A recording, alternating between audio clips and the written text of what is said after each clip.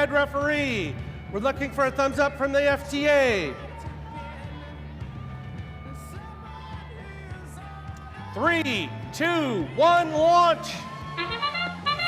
Just 3 more matches to our lunch break, and in this one, it's going to be the Red Alliance at work first.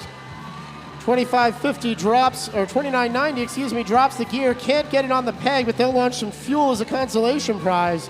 Whidbey Island Wildcats get the blue rotor churning, and 75 to 15. Now 75 to 55 as the drivers take the controls.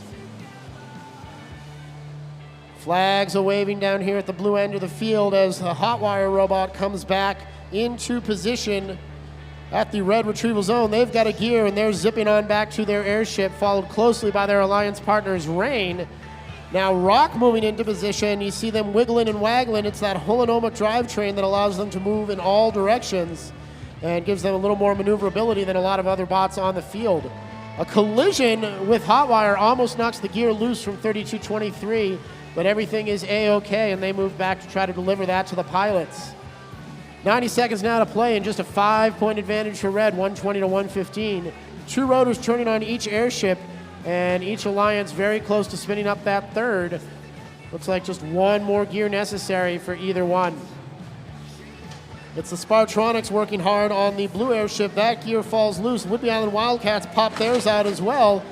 But Skynet says, we got your back, Jack, and they put a blue gear on the airship. That'll spin up the third rotor and keep tabs with the Red Alliance, who spun their third rotor up just moments previous. Now Hotwire is going to try their hand at the boiler again with only 50 seconds to go. Doesn't look like they think they're necessary to get that fourth rotor churning. A little bit of fuel into that boiler, but no pressure built up just yet. Remember, it takes 3 fuel in that high-efficiency boiler to generate 1 kilopascal of pressure in our tele-operated period. 161 to 155, the Red Alliance lead as the whistle sounds. And the end game begins. A few more gears being delivered, but our Alliance is mostly realizing the fourth rotor too far out of reach.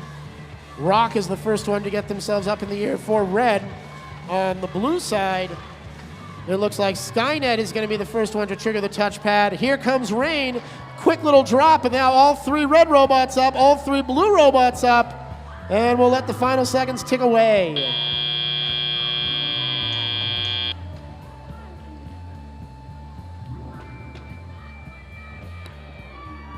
Scores are confirmed by our scorekeeper and our head referee.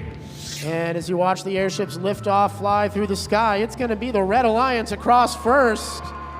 Very close match, 313 to 305 is the final tally. And the Red Alliance takes home 2 ranking points. Gary, what do you have for us?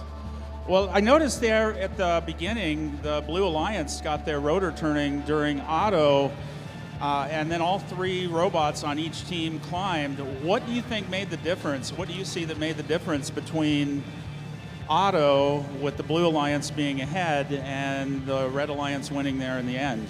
Looks like the fuel might have played a role yet again, but let's take a look at that climbing period. We've had it a few times today.